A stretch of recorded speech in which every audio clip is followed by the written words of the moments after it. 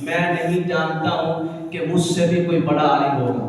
فَأَوْحَى اللَّهُ إِلَىٰ مُوسَىٰ، جب یہ بات نکلی تو وہاں پہ اللہ تعالیٰ نے حضرت موسیٰ علیہ السلام کی طرف وحی فرمایا بلا عبدنا الخاطر، یہ حضور نے نام لیا، بلا عبدنا الخاطر یا خضر بھی کہہ سکتے ہیں۔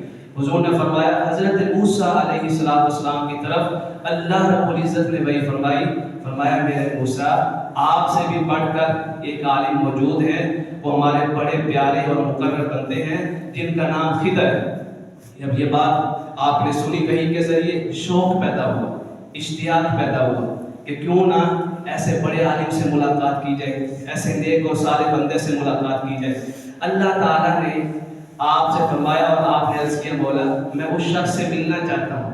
اس سے پتہ یہ چلا کسی عالم کی صحبت میں جانا، کسی نیک اور صالح شخص کی صحبت میں جانا، علم دین کے حصول کے لیے جانا، یہ کسی عام شخص کی سنت نہیں ہے بلکہ خود انبیاء کرام علیہ السلام کی سنت ہے، اور خصوصاً حضرت موسیٰ علیہ السلام کی سنت۔ اب اللہ تعالیٰ نے فرمایا میرے موسیٰ اگر آپ جانا چاہتے ہیں تو اپنے ساتھ ایک فش لے لیں، مچھلی لے لیں، اور اپنے ساتھ کچھ ساز و سامان لے لیں۔ تو آپ کو اللہ تعالیٰ نے فرما دیا کہ جہاں یہ مردہ مچھلی زندہ ہو جائے گی وہیں پہ میرا وہ مقرر بندہ رہتا ہوگا، یہ نشانی ہوگی۔ آپ وہاں سے چلے، اپنے ایک صحابی جن کو بعد میں نبوت سے سرفراز کر دیا گیا حضرت یوشع ابن نون، آپ کے ساتھ چلے۔ چلتے چلتے رستے میں ایک بڑی چٹان آئی، ایک پتھر سا آیا، وہاں پہ آپ نے پڑاؤ کیا۔ تھوڑی دیر جب پڑاؤ کیا تو آنکھ لگ گئی حضرت موسیٰ علیہ السلام کی، اور حضرت یوشع ابن نون جو ہے وہ ابھی جاگ رہے ہیں، ان کی آنکھ کھلی ہوئی ہے۔ کیا دیکھتے ہیں کہ جب آپ سوئے ہوئے تھے وہ مردہ مچھلی، یہ سارا واقعہ اس ٹائم کون دیکھ رہا ہے؟ حضرت یوشع ابن نون۔ آپ کا ذہن اس واقعہ میں اس بات کی طرف نہیں جانا چاہیے کہ شاید یہ تفاصیل سے بیان ہو رہا ہے۔ یہ کس سے بیان ہو رہا ہے؟ صحیح بخاری شریف کی حدیث پاک سے۔ کون بیان کر رہا ہے؟ ہمارے مصطفیٰ کریم صلی اللہ علیہ وآلہ وسلم۔ حضور نبی کریم صلی اللہ علیہ وآلہ وسلم نے ارشاد فرمایا کہ وہ دیکھتے ہیں کہ اچانک وہ مردہ مچھلی زندہ ہوئی، ان کے زنبیل سے نکلی، یعنی جہاں وہ مچھلی رکھی ہوئی تھی وہاں سے نکلی، اور دریا کے اندر مجمع البحرین قرآن پاک فرماتا ہے جہاں دو سمندر آپس میں مل رہے تھے۔ یہ دو سمندر کون سے ہیں؟ بعض روایات میں آیا یہ بحر فارس اور بحر روم، بحر کہتے ہیں سمندر کو، بحر فارس اور بحر روم یہ جہاں ملتے ہیں۔ بعض لوگوں نے کہا یہ مصر کی سرزمین ہے، اس کا بڑا معروف شہر ہے شرم الشیخ، اس علاقے میں یہ دو سمندر ملتے ہیں۔ وہاں پہ جب پہنچے تو وہ مچھلی زندہ ہو کے اس جگہ سے دریا کے اندر ایسے جا رہی تھی، اللہ تعالیٰ نے فرمایا فی البحر سربا، جب وہ دریا کے اندر کودی مجمع البحرین کی جگہ پہ تو ایسے جا رہی تھی جیسے کوئی سرنگ بنا رہا ہو سمندر کے اندر سے۔ سرنگ آپ سمجھتے ہیں، سرنگ کی طرح رستہ بنتا جا رہا تھا، اور پانی خود بخود سائڈ پہ ہوتا جا رہا تھا، اور اس مچھلی کے داخل ہونے کا، جانے کا، رستہ بننے کا نشان اللہ تعالیٰ نے بھی باقی رکھا۔ یہ سارا واقعہ حضرت یوشع ابن نون علیہ السلام رضی اللہ تعالیٰ عنہ دیکھ رہے تھے۔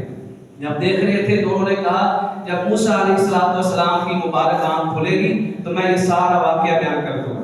ادھر آنکھ کھلی، آپ نے فرمایا چلے آگے اپنی منزل کی طرف، تو یہ بتانا بھول گئے، فوراً بتانا بھول گئے۔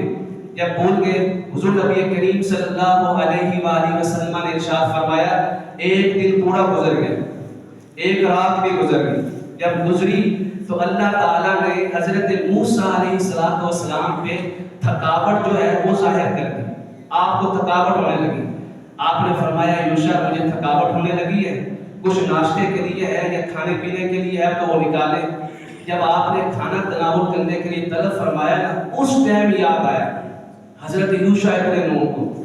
آپ نے عرض کیا موسیٰ میں تو آپ کو بتانا بھول گیا تھا، اس اوینا الی الصخرۃ، جب ہم چٹان کے پاس تھے، بڑے پتھر کے پاس تھے، فانسانیہ الا الشیطان، میں نے یہ سارا واقعہ دیکھا کہ وہاں پہ ہماری مردہ مچھلی زندہ ہو کے دریا کے اندر چلی گئی تھی۔ مجھے اس واقعہ کو کسی نے نہیں بلایا، شیطان نے مجھے بلا دیا تھا، ان اذکرہ، کہ میں آپ کے سامنے اس کا ذکر کروں۔ فاتخذ سبیلہ فی البحر عجبا، وہ بڑے عجیب طریقے سے، بڑے احسن طریقے سے، حیران کر دینے والے طریقے سے زندہ ہو کے دو دریاؤں والی جگہ کے درمیان سے گزر گئی۔ حضرت موسیٰ علیہ السلام نے فرمایا یوشع ذالک ما کنا نبغی فارتد علی آثارہما قصصا، یہاں مردوں کو زندگی مل جاتی ہے، یہ وہی مقام ہے جس جگہ پہ اللہ تعالیٰ کے نیک و سارے لوگ رہتے ہیں، مقرب بندے رہتے ہیں۔ کہیں تو ہم نے جانا تھا، ایک دن ایک رات کی مسافت طے ہو چکی، وہیں پہ اپنے نشانات پہ جہاں سے آئے تھے بالکل اسی راستے سے واپس پلٹے۔ جب واپس پلٹے اس مقام پہ پہنچے، دیکھا ابھی تک مچھلی کے دریا کے اندر داخل ہونے کے نشانات واضح موجود ہیں۔ جب واپس پلٹے تو ایک شخص اس چٹان کے پاس اپنے اوپر کپڑا اوڑھ کے سویا ہوا تھا، اس کے کپڑے کا ایک حصہ سر کے نیچے، دوسرا حصہ پاؤں کے نیچے۔ جیسے ہم سوتے ہیں بعض اوقات جب ٹھنڈی ہوا چل رہی ہو، سردی لگ رہی ہو، تو ہم کپڑے کا ایک سرا سر کے نیچے رکھ لیتے ہیں اور ایک پاؤں کے نیچے رکھ لیتے ہیں۔ جب دیکھا تو آپ نے فرمایا السلام علیکم، سلام کیا، انہوں نے جواب دیا۔ انہوں نے پوچھا انت موسیٰ، کیا آپ موسیٰ ہیں؟ کیا نبی ہو بنی اسرائیل؟ آپ بنی اسرائیل کے نبی ہیں؟ تو انہوں نے کہا ہاں میں بنی اسرائیل کی طرف نبی بنا کے بھیجا گیا ہوں، میرا نام موسیٰ ہے۔ تو آپ نے پوچھا آپ کون ہو؟ من انت؟ انہوں نے کہا انا الخاطر، میں وہی ہوں جس کی طرف اللہ تعالیٰ نے آپ کو بھیجا ہے، میرا نام خضر ہے۔ آپ نے فرمایا اللہ تعالیٰ نے مجھے جس مقصد کے لیے بھیجا ہے میں آپ کے ساتھ کچھ دن رہنا چاہتا ہوں۔ آپ نے فرمایا یہ تو بات ٹھیک ہے، لیکن جو علم اللہ تعالیٰ نے آپ کو عطا کیا ہے وہ میرے پاس نہیں ہے، جو علم مجھے اللہ تعالیٰ نے عطا فرمایا ہے وہ آپ کے پاس نہیں ہے۔ اس طرح دونوں چل پڑے۔ تیسرے حضرت یوشع ابن نون بھی ساتھ ساتھ ہے، دونوں چل پڑے سمندر کے کنارے کنارے۔ ادھر سے سمندر کے اندر سے کشتی آئی، بڑی خوبصورت نئی کشتی تھی، وہ آئی ادھر سے۔ کشتی والے جو ملاح تھے نا، کشتی چلانے والے، وہ حضرت خضر علیہ السلام کو جانتے تھے کیونکہ آپ اسی علاقے کے تھے۔ خضر کہتے ہیں سرسبز شے کو۔ آپ کی یہ سرسبز جو یہ نام ہے اس کی وضاحت بھی حضور نبی کریم علیہ السلام نے فرمایا ایک جگہ پہ خضر بیٹھے ہوئے تھے، وہ جگہ خشک تھی، وہاں پہ کوئی سرسبزہ نہیں تھا۔ جیسے وہاں سے اٹھے تو خشک جگہ پہ اللہ تعالیٰ نے آپ کے بیٹھنے کی وجہ سے اس جگہ کو سرسبز و شاداب بنا دیا تھا، آپ کی برکت سے۔ وہاں سے آپ کا نام جو ہے خضر پڑ گیا، خضر پڑ گیا۔ تو چل پڑے۔ کشتی والوں نے جب دیکھا تو آپ کو معلوم ہو گیا کہ یہ جو ہے سمندر عبور کرنا چاہتے ہیں، شہر کی طرف جانا چاہتے ہیں۔ انہوں نے حضرت خضر علیہ السلام سے کہا کہ آپ آ جائیں، سوار ہو لیں۔ اب دونوں حضرت موسیٰ علیہ السلام اور حضرت خضر علیہ السلام کشتی کے اندر سوار ہو گئے۔ جب سوار ہوئے تو اچانک اللہ تعالیٰ نے ایک چڑیا بھیجی۔ وہ چڑیا آئی، اس نے سمندر کے پانی سے چند قطرے پانی کے پیے۔ حضرت خضر علیہ السلام نے حضرت موسیٰ علیہ السلام سے فرمایا جتنا پانی اس چڑیا نے، کتنے قطرے اس دریا سے پیے ہیں نا، اس سے بھی کم علم اللہ تعالیٰ نے اپنے علوم میں سے مجھے بھی عطا فرمایا ہے اور آپ کو بھی عطا فرمایا ہے۔ اللہ کے علم کی یہ شان ہے، ہمارا تو کوئی علم نہیں ہے اللہ کے مقابلے میں۔ چل پڑے۔ جب جا رہے ہیں ادھر، جب دوسرے کنارے پہ پہنچے نا تو حضرت خضر علیہ السلام نے اس کشتی کے 2 پھٹے نکال دی۔ نئی کشتی ہے اور بڑی خوبصورت ہے، 2 پھٹے نکال دیے۔ جب 2 پھٹے نکالے تو حضرت موسیٰ علیہ السلام سے رہا نہیں گیا۔ آپ نے فرمایا اخرقتها لتغرق اهلها لقد جئت شيئا امرا، اے خضر آپ نے اس کشتی جو نئی تھی اس کو پرانی کر دیا، اس کے پھٹے توڑ دیے کہ آپ لوگوں کو ڈبونا چاہتے ہیں۔ حضرت خضر علیہ السلام نے فرمایا کیا میں نے تم سے نہیں کہا تھا، آپ سے نہیں کہا تھا کہ آپ میرے ساتھ نہیں چل پائیں گے؟ حضرت موسیٰ علیہ السلام نے فرمایا لا تؤاخذنی بما نسیت، میں بھول گیا ہوں، اس وجہ سے میں آپ سے الگ نہیں ہونا چاہتا۔ ولا ترہقنی من امری عسرا، آپ مجھے اپنے آپ سے الگ نہ کریں۔ آگے چل پڑے۔ ابھی واقعہ کی حکمت بیان نہیں کی، آگے چلے۔ ایک بستی میں چھوٹا سا بچہ کھیل رہا تھا۔ جب وہ کھیل رہا تھا تو حضرت خضر علیہ السلام نے اس کو قتل کر دیا۔ جب قتل کیا تو حضرت موسیٰ علیہ السلام نے پھر پوچھا اقتلت نفسا زکیۃ بغیر نفس لقد جئت شیئا نکرا، آپ نے ایک معصوم جان کو مار دیا، اس کی کوئی سزا نہیں تھی، اس نے کسی کو بھی قتل نہیں کیا تھا، آپ نے تو یہ بہت بڑا کام کر دیا۔ تو حضرت خضر علیہ السلام نے پھر فرمایا الم اقل لک انک لن تستطیع معی صبرا، کیا میں نے نہیں کہا تھا کہ آپ میرے ساتھ صبر نہیں کر پائیں گے؟ چل پڑے۔ ایک بستی سے گزرے، جب بستی سے گزر رہے تھے دونوں کو بڑی بھوک لگی ہوئی تھی، بھوک اتنی شدت اختیار کر گئی کہ بستی والوں سے قرآن پاک فرماتا ہے استطعما اہلھا، کھانا مانگا، فابوا ان یضیفوہما، بستی والوں نے انکار کر دیا۔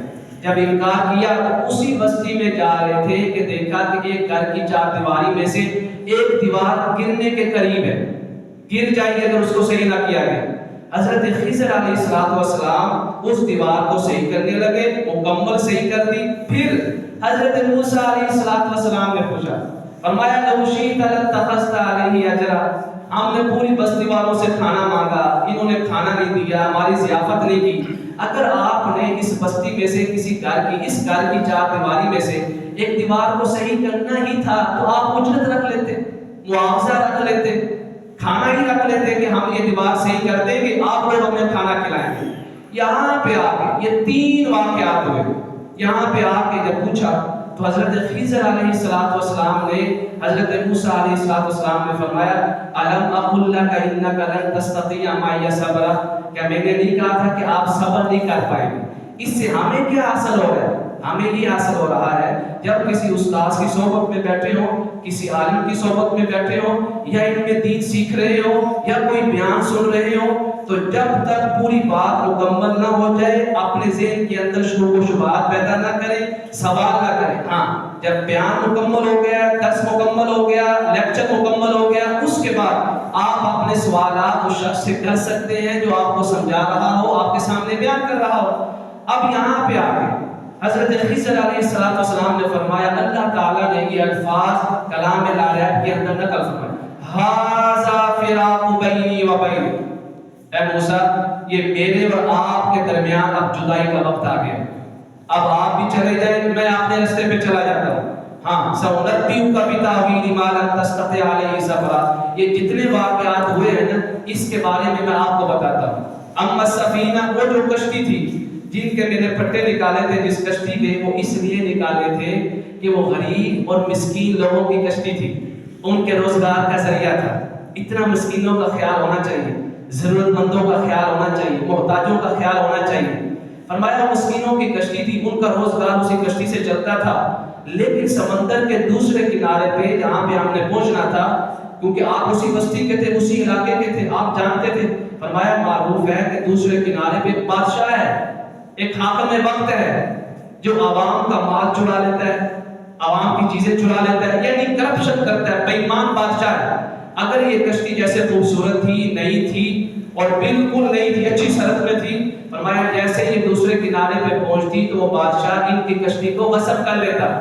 جب میں نے ان کشتی کے پھٹے کو توڑا، اب یہ پھٹے اڑانے لگوائیں گے تو بادشاہ اس کشتی کو نہیں غصب کرے گا، ان سے یہ کشتی نہیں چھینے گا، تو لہٰذا اس طرح ان کا روزگار چلتا رہے گا۔ رہی بات جو میں نے اس بچے کو قتل کیا، میں یہ دیکھ رہا تھا کہ وہ بچہ بڑا ہو کے اپنے والدین کو کافر کر دیتا، ایمان سے خارج کر دیتا۔ کیوں ایمان سے خارج ہو جاتے اس کے والدین؟ اپنے بچے کی محبت میں، اکلوتا بیٹا تھا۔ کتنے ہمارے معاشرے کے اندر ایسے لوگ ہیں اکلوتا بیٹا ہونے کی وجہ سے نا اس کی تربیت صحیح نہیں کر پاتے، اتنا پیار اور محبت کرتے ہیں، جب وہ بیٹا بڑا ہوتا ہے تو بہت تنگ کرتا ہے، والدین پریشان ہو جاتے ہیں۔ اکلوتا ہو، چاہے دو ہو، چاہے تین ہو، زندگی اور موت اللہ تعالیٰ کے ہاتھ میں، اللہ تعالیٰ ہر ایک کی اولاد کی خیر کرے، پر تربیت میں کبھی کمی نہ رکھے۔ اکلوتا سمجھ کے اس کو اتنا پیار مت کرے کہ بڑے ہو کے وہ اکلوتا بھی کسی کام نہ آئے۔ حضرت خضر علیہ السلام نے فرمایا میں نے اس کو اس لیے مارا تھا، وہ اکلوتا بیٹا تھا، بڑا پیار کرتے تھے، بڑی محبت تھی، بڑے ہو کے اس نے جو کہنا تھا والدین نے وہی کرنا تھا کہ ایک ہی تو بیٹا ہے، اس کی خواہشات پوری نہیں کرنی تو کس کی کرنی ہے؟ تو فَأَرَادَ رَبُّكَ يُبْدِلَهُمَا خَيْرًا مِنْهُمَا زَكَاةً وَأَقْرَبَ رُحْمًا، میں نے مار دیا، اللہ تعالیٰ ان کو اس کے بدلے میں نیک اور صالح بیٹا عطا فرمائے گا۔ اب یہ سارا آپ بڑے حیران ہو گئے، ایک بچے کو قتل کر دیا، آخر میں بتاؤں گا۔ اور خود حضرت خضر علیہ السلام کی یہ بات قرآن کریم کے اندر نقل فرمائی اللہ تعالیٰ۔ تیسرا جو واقعہ ہوا کہ اس بستی میں سے گئے، اس بستی والوں نے ہماری دعوت نہیں کی، کھانا نہیں دیا، پھر بھی ہم نے دیوار سیدھی کر. یہ ہے چیز سننے والے کلائمیکس ہے اس واقعہ کا. آج کے دور میں جو لوگ اپنی اولاد کے روزگار کے حوالے سے پریشان رہتے ہیں، فیوچر کے حوالے سے پریشان رہتے ہیں، مستقبل کے حوالے سے، جاب کے حوالے سے، کاروبار کے حوالے سے، اس کا گزر بسر کیسے ہوگا، اس حوالے سے وہ زندگی کیسے گزارے گا. فرمایا موسیٰ اس بستی سے جب ہم گزرے، وہ جو دیوار گرنے والی تھی نا، وہ دو یتیم بچوں کی تھی. وَأَمَّا الْغُلَامُ فَكَانَ أَبَوَاهُ مُؤْمِنَيْنِ فَخَشِينَا. ایک یتیم بچہ تھا وہاں پہ، لیکن اس کا باپ جو تھا نا بڑا نیک اور صالح تھا، بڑا نیک اور صالح تھا. جب نیک اور صالح تھا تو اس کے باپ نے نا اپنے رزق حلال میں سے اس دیوار کے نیچے کچھ خزانہ جمع کیا تھا کہ جب میرے بچے بڑے ہوں گے اس دیوار کے نیچے سے وہ خزانہ نکال کے اپنا گزر بسر کر سکیں گے. اگر وہ دیوار میں صحیح نہ کرتا، گر جاتی، تو بستی والے وہ مال چرا لیتے. یہ ابھی چھوٹے تھے. اللہ تعالیٰ نے ان کا باپ، ان کا والد نیک ہونے کی وجہ سے والد کے بعد دنیا میں جانے کے بعد بھی کس کی حفاظت کی؟ اس کی اولاد کی حفاظت کی. کس کے خزانے کی حفاظت کی؟ اس کی اولاد کے خزانے کی حفاظت کی. اس سے پتہ چلتا ہے کہ والدین اگر نیک ہونا تو اللہ تعالیٰ ان کی آنے والی نسلوں کی بھی حفاظت کرتا ہے، ان کی اور اولاد کی بھی حفاظت کرتا ہے. تو اس وجہ سے میں نے اس دیوار کو صحیح کر دیا. اب جب وہ بڑے ہوں گے وَيَسْتَخْرِجَا كَنْزَهُمَا رَحْمَةً مِّن رَبِّهِ، یہ دونوں بچے جو ہیں اس دیوار کے نیچے سے اپنا خزانہ نکال دیں گے. اب یہاں پہ لوگوں کے ذہنوں میں سوال پیدا ہو سکتا ہے، کیا یہ سارے کام حضرت خضر علیہ السلام اپنی مرضی سے کر رہے تھے، اپنے کشف کے ذریعے کر رہے تھے، الہام کے ذریعے کر رہے تھے؟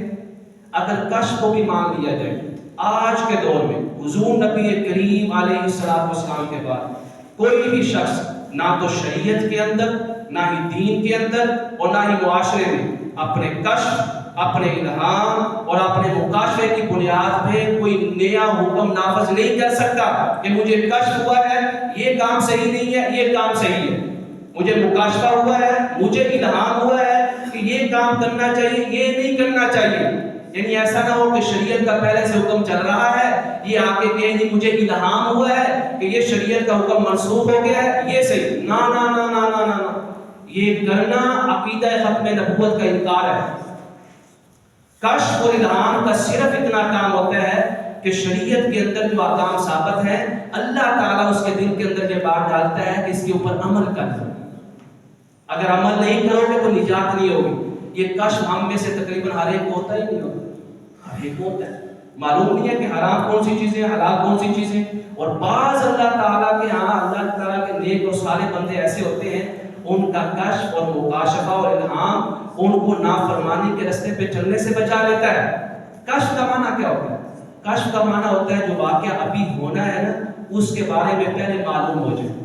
اس کے اوپر دلائل بہت ہے صحابہ کرام کی سیرت پاک سے. اس کو کشف کہتے ہیں. الہام کسے کہتے ہیں؟ جو واقعہ ہونا ہے نا اس کے بارے میں دل کے اندر کوئی نیک اور صالح خیال پیدا ہو جانا. اب یا تو کشف کے ذریعے ہوا. اگر ہم کشف کے ذریعے مان لیں تو ہم یہ جواب دیں گے کہ صرف اور صرف کشف کے اوپر عمل کرنا یا الہام کے اوپر عمل کرنا یہ حضرت خضر علیہ السلام کو اجازت تھی. اور روح زمین پر کسی ولی کو، کسی عالم کو، کسی نیک اور صالح شخص کو یہ اجازت نہیں ہے کہ وہ کسی کو مار کے کہے جی مجھے کشف ہوا ہے کہ اس کو مارنا ہی بہتر تھا. کسی کو نقصان پہنچا کے کہے جی مجھے الہام ہوا تھا اس کو نقصان پہنچانا ہی بہتر تھا. فرمایا نا اب جو شریعت کے اندر احکام آ چکے ہیں اسی کے اوپر عمل کرنا ہوگا. لیکن اللہ تعالیٰ نے ذہنوں کے اندر پیدا ہونے والا شبہ دور کر دیا. فرمایا ہمارے خضر نے نہ تو کشف سے کام لیا، نہ الہام سے لیا، نہ مکاشفہ سے لیا. وما فعلته عن امری، آپ نے فرمایا جو کچھ میں نے کیا ہے اس کا حکم مجھے میرے رب نے دیا ہے.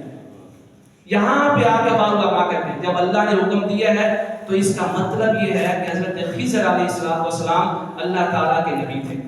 بعض کہتے ہیں اللہ تعالیٰ کے ولی تھے. ولی تھے یا نبی تھے یہ قضیہ اور یہ مسئلہ کوئی اہم نہیں ہے. اصل مسئلہ کیا ہے؟ اس واقعات سے ہمیں کیا پیغام ملا؟ پہلا پیغام موت کے بعد زندگی. اگر ایک مچھلی مرنے کے بعد زندہ ہو سکتی ہے تو ایک انسان جس نے اپنی پوری زندگی کا حساب و کتاب دینا ہے وہ مرنے کے بعد زندہ کیوں نہیں ہو سکتا؟ نمبر 2 کیا پیغام ملا کہ ہر ٹائم ہمیں اپنے معاشرے کے اندر نظر رکھنی چاہیے، معلوم ہونا چاہیے اپنے علاقے کے لوگوں کے بارے میں۔ حضرت خضر علیہ السلام کو معلوم تھا یا نہیں تھا یہ کشتی والے مسکین ہیں، غریب ہیں، یتیم ہیں؟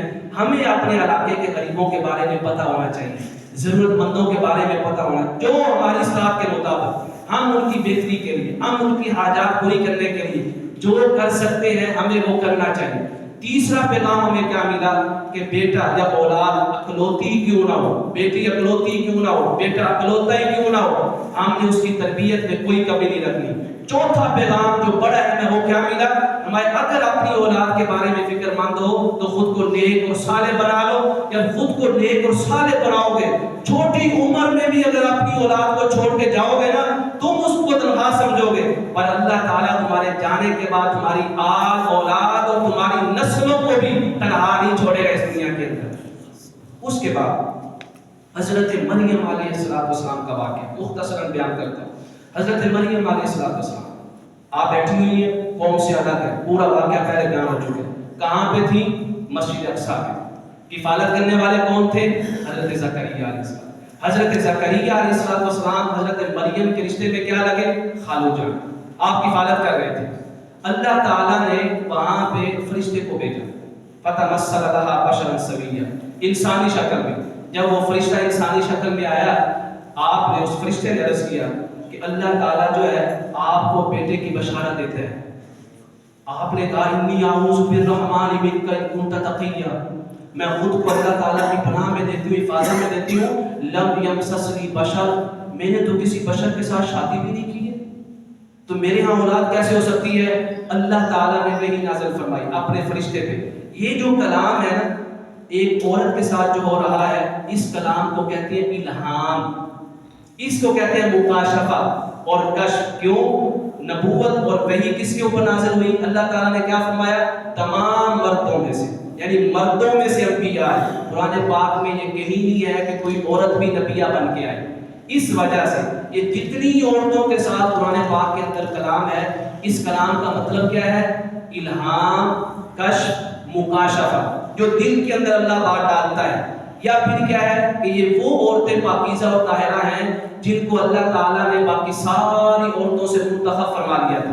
خود اللہ تعالیٰ نے فرمایا میں یا مریم ان اللہ اصطفاکی، اللہ نے آپ کو چن لیا ہے، آپ کو منتخب کر لیا ہے، وطہرکی، اللہ آپ کو جس طرح آپ طاہرہ ہیں، مطہرہ ہیں، پاکیزہ ہیں، اسی طرح آپ کو طاہرہ بھی رکھے گا، مطہرہ بھی رکھے گا، پاکیزہ بھی رکھے گا۔ وَاصْطَفَاكِ عَلَىٰ نِسَاءِ الْعَالَمِينَ، اے مریم ہم نے آپ کو تمام جہانوں کے اوپر فضیلت دی ہے۔ اس لیے میرے مصطفیٰ کریم علیہ السلام نے فرمایا کہ مریم اپنے زمانے کی عورتوں کی سردار تھی علیہ السلام، اور فرمایا اس زمانے کی عورتوں کی سردار کیا ہے؟ ایک روایت میں فرمایا سیدہ خدیجہ الکبریٰ، اور ایک روایت میں فرمایا سیدہ کائنات فاطمہ الزہرا سلام اللہ علیہ۔ اللہ تعالیٰ نے کلام کیا، فرمایا قال کذلک، یہ اللہ کی شان ہے۔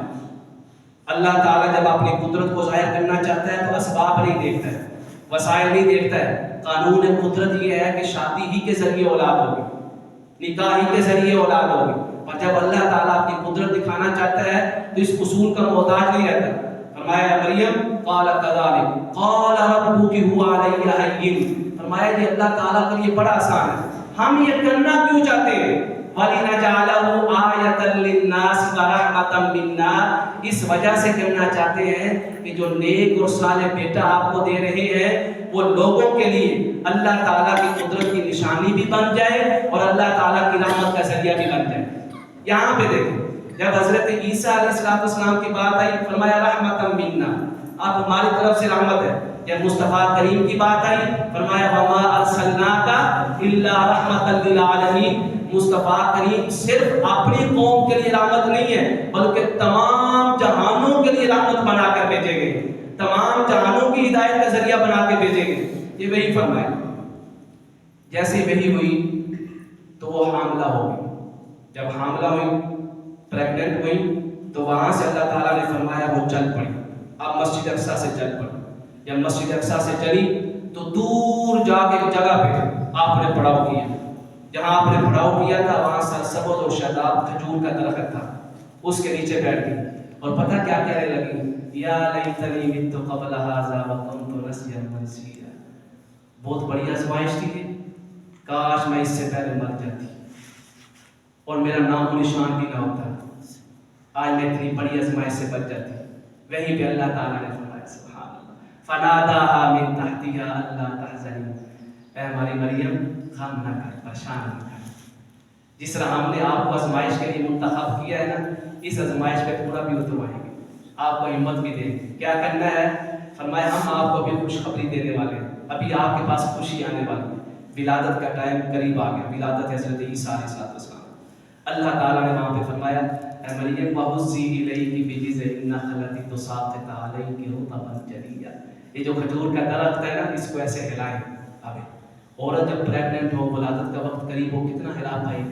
صرف فرمایا آپ ہلا دیں، باقی ہمارا کام ہے۔ ایسے ہلایا اللہ تعالیٰ، یہ ہے تمہیں اللہ تعالیٰ پہ توکل کرو، تھوڑی سی کوشش کرو، اگر نیک اور صالح ہو نا، تمہاری کوشش کسی فائدے کی بھی نہیں ہے، اللہ تعالیٰ تمہاری کوشش کو سب سے بڑا فائدہ مند بنا دے۔ وَهُزِّي إِلَيْكِ بِجِذْعِ النَّخْلَةِ تُسَاقِطْ عَلَيْكِ رُطَبًا جَنِيًّا، انہوں نے ایسے ہلایا، تازہ کھجوریں نہیں لگی ہوئی تھی، موسم نہیں تھا کھجوروں کا، تازہ تر و تازہ میٹھی لذیذ ذائقہ کھجوریں گرنے لگی۔ اللہ نے فرمایا مریم فَكُلِي کھائیں، وَاشْرَبِي پیئیں، وَقَرِّي عَيْنًا، اور ہمارے عیسیٰ کو دے کے اپنی آنکھوں کو ٹھنڈک پہنچائے۔ ہاں جب آپ قوم کے پاس جائیں گی، آپ نے کہنا میرے نظر مانی ہوئی ہے۔ نظر کیا مانی ہوئی ہے؟ کہ میں روزے سے ہوں، فَلَنْ أُكَلِّمَ الْيَوْمَ إِنسِيًّا، میں کسی کے ساتھ بات نہیں کروں گی۔ جب آپ حضرت عیسیٰ علیہ، بہت بڑی آزمائش، بہت بڑی آزمائش، حضرت عیسیٰ علیہ السلام کو اٹھا کے لائی، بغیر شادی کے آپ کے یہاں ولادت پاک ہوئی، اٹھا کے لائی، قوم کے پاس آئی، قوم نے کہا لَقَدْ جِئْتِ شَيْئًا فَرِيًّا، ہے مریم یہ تو بہت بڑا کام ہو گیا، یا اخت ہارون، اے ہارون کی بہن پاکیزہ طاہرہ معصومہ، ما کان ابوک امرأ سوء وما کانت امک بغیہ، آپ کے والدین تو بڑے اور نیک اور صالح تھے۔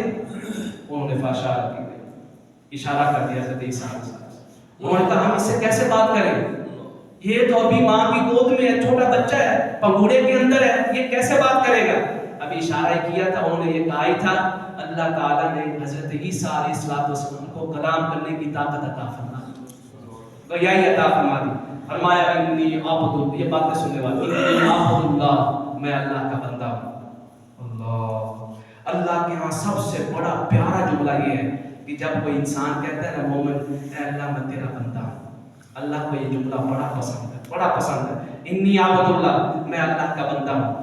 آتانی الکتاب، اللہ تعالیٰ نے مجھے کتاب دی ہے، وجعلنی نبیا، اور مجھے نبی بنایا، وجعلنی مبارکا، اور مجھے بابرکت بنایا، اینما کنت اوصانی بالصلاۃ والزکاۃ، اور مجھے وصیت کی ہے کہ میں کبھی نماز نہ چھوڑوں اور زکوٰۃ کثرت کے ساتھ اللہ کی راہ میں صدقہ و خیرات کروں، ما دمت حیا، جب تک میں زندہ ہوں، وبرا بوالدتی ولم یجعلنی جبارا شقیا، اور میں اپنی والدہ کا احترام کروں، جب میں اپنی والدہ کا احترام کروں گا تو اللہ تعالیٰ مجھے شقیوں میں سے نہیں لکھے گا، یعنی ایسے لوگوں میں سے نہیں لکھے گا جن کی مرادیں پوری نہیں ہوتی۔ اس سے پتہ یہ چلا جو اپنے والدین کا ادب کرتا ہے، احترام کرتا ہے، والدین کے ساتھ محبت رکھتا ہے، جس کی دعا قبول نہ ہو رہی ہو، وہ اپنے والدین کی خدمت کرنا شروع کر دے، اللہ تعالیٰ اس کی دعا کو شرف قبولیت عطا فرما دے۔ سارا کچھ فرمایا، اب اللہ تعالیٰ نے فرمایا اے قوم، عیسیٰ کو اللہ کا بیٹا نہ سمجھنا، ہم نے صرف کن فیکون لفظ کن بولا ہے تو عیسیٰ کی پیدائش ہو گئی، لیکن قوم کیا ہوگی؟ گمراہ ہوگی، اللہ کا بیٹا کہنا شروع کر۔ آخری واقعہ، یہ واقعہ سننے والا ہے ایمان، کہ ایمان جو ہے ایمان والوں کے دل کے اندر کیسی قوت پیدا کرتا ہے، موت کا ڈر کیسے نکالتا ہے، کیسے ظالم اور جابر کے سامنے کلمہ حق بلند کرنے کا حوصلہ دیتا ہے۔ سنیں، فرعون ہے، اللہ نے فرمایا میرے موسیٰ آپ بھی اور آپ کا بھائی بھی فرعون کے پاس جائیں، جب فرعون کے پاس جائیں تو نرمی سے بات کرنی ہے۔ سبحان اللہ، ہم میں سے کوئی فرعون سے بڑا تو نہیں ہے، یعنی فرعون سے بڑھ کر تو کوئی ظالم نہیں، الحمدللہ سارے صاحب ایمان ہیں، وہ تو اتنا ظالم تھا کہ جھوٹی خدائی کا دعویٰ کر رہا تھا، پھر بھی اللہ نے فرمایا ادب سے بات کرنی، نرمی سے بات کرنی ہے۔ ہو سکتا ہے آپ کی نرمی سے بات کرنے کی وجہ سے وہ نصیحت حاصل کر لے۔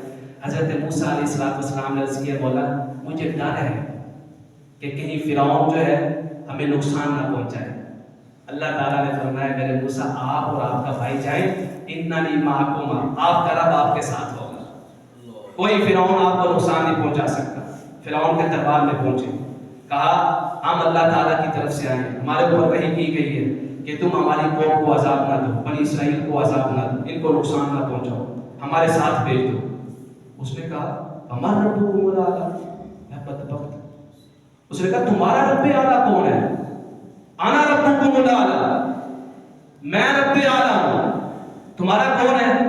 آپ نے فرمایا ربنا الذی اعطى كل شيء خلقه ثم هدى، ہمارا رب وہ ہے جس نے ہر شے کو پیدا کیا ہے، کائنات کی ہر شے کو رزق دے رہا ہے، جس نے ہمیں بھی پیدا کیا ہے، اور فرعون جو تو تخت پہ بیٹھا ہے نا، تجھے بھی پیدا کیا ہے، اور یہ سلطنت اور ریاست اور یہ بادشاہی اسی رب نے عطا کی ہے۔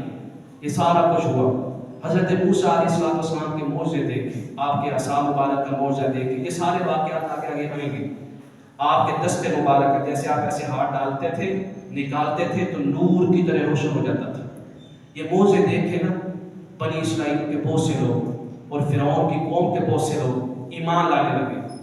جب ایمان لانے لگے تو بڑا حیران اور پریشان ہوئے، اس طرح تو یہ سارے بنی اسرائیل والے موسیٰ کو ماننے لگ جائیں گے، یہ جو ہم کام کرواتے ہیں، ہمارے یہ ملازم بنے ہوئے ہیں، ہم ان کا مال کھاتے اور ان کے ذریعے مال کماتے ہیں، یہ تو سارا کچھ ختم ہو جائے گا، میری ریاست کمزور پڑ جائے گی۔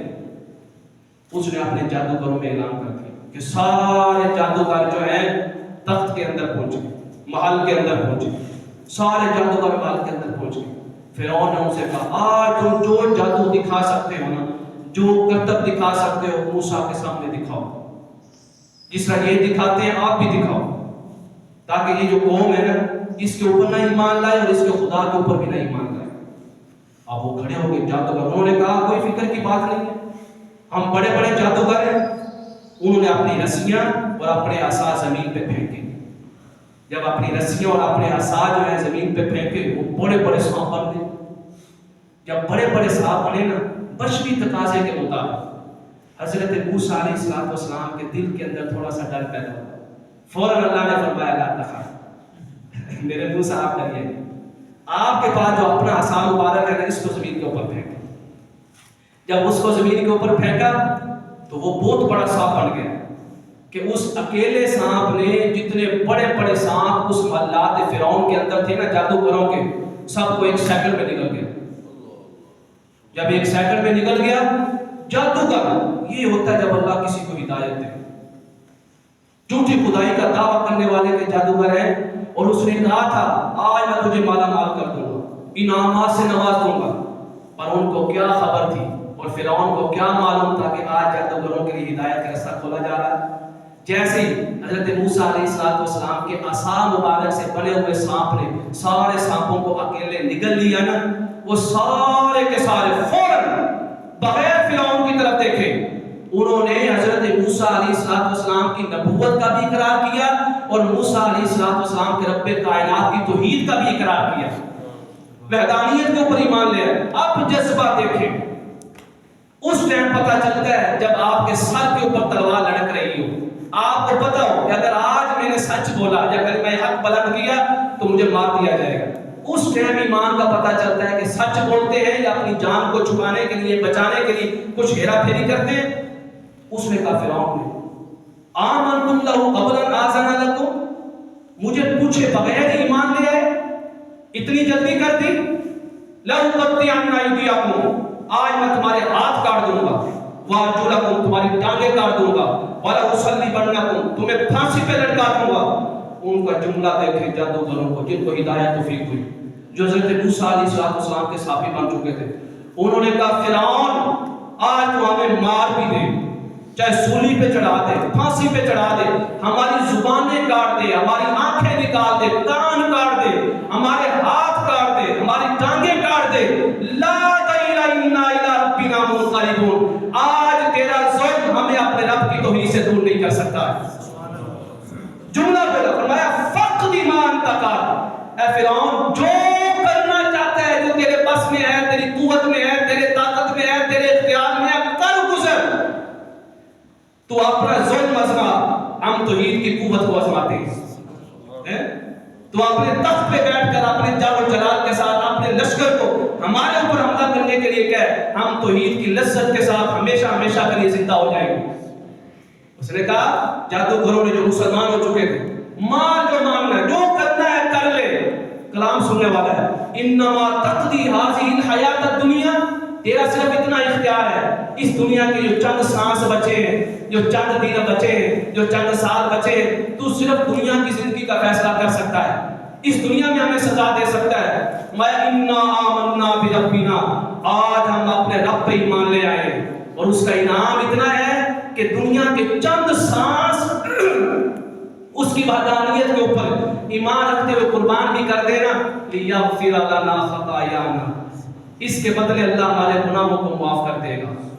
وما اکرہتنا علیہ من السحر، اب تیرے کہنے کی وجہ سے، تیرے ظلم کی وجہ سے، تیرے لالچ کی وجہ سے، تیرے مال و دولت کی وجہ سے، تیرے تخت و راج کی وجہ سے اب ہم جادو کی طرف نہیں آئیں گے۔ واللہ خیر و ابقا، اب ہمیں وہ زندگی مل گئی ہے جو نہ اس دنیا میں ختم ہو سکتی ہے اور نہ ہی قبر کے اندر ختم ہو سکتی ہے اور نہ ہی ابد الاباد تک ختم ہو سکتی ہے۔ انعام کیا ہوا؟ اعلان ہوا، جتنے جادوؤں کو ہدایت ملی ہے جادوگروں کو، جنات و عدن، اللہ کی طرف سے اعلان ہوا ان سب کے لیے جنت ہے۔ وَذَلِكَ جَزَاءُ مَن تَزَكَّىٰ، اور جو پاکیزہ رہنے والے ہیں یہ ہر اس شخص کی جزا ہے، اس کا انعام ہے، اس کا ثواب و اکرام ہے۔ سبحان اللہ، ایمان دیکھا، جانیں قربان کر دی، ہاتھ پاؤں سب کچھ کٹوا دیا۔ یہ جملہ آپ صرف یاد کر، کوئی مشکل نہیں ہے۔ فَقْضِ مَا أَنْتَ قَاضٍ، فرعون جو کرنا چاہتا ہے کر گزر، آج ہم تجھ سے کرنے والے ہیں۔ جملہ میرے ساتھ پڑھ لیں، اے ہے ایمانی طاقت۔ فرعون نے کہہ دیا ہاتھ کاٹ دوں گا، ٹانگیں کاٹ دوں گا، سولی پہ چڑھا دوں گا، یہ سارا کچھ سننے کے بعد زبان سے یہ کلمہ کہنا، فَقْضِ مَا أَنْتَ قَاضٍ، فَقْضِ مَا أَنْتَ قَاضٍ رَبَّنَا لِيَغْفِرَ لَنَا خَطَايَانا، تو جو کرنا ہے کر، ہمارے رب نے ہمارے لیے نام لکھ دیا ہے۔ اللہ تعالیٰ ہم سب کو ایسے ایمان کی طاقت عطا، اللہ تعالیٰ آپ کے شوق و ذوق کو سلامت کرے، سب کو ہدایت عطا۔ الصلاۃ والسلام علیک یا سیدی یا رسول اللہ۔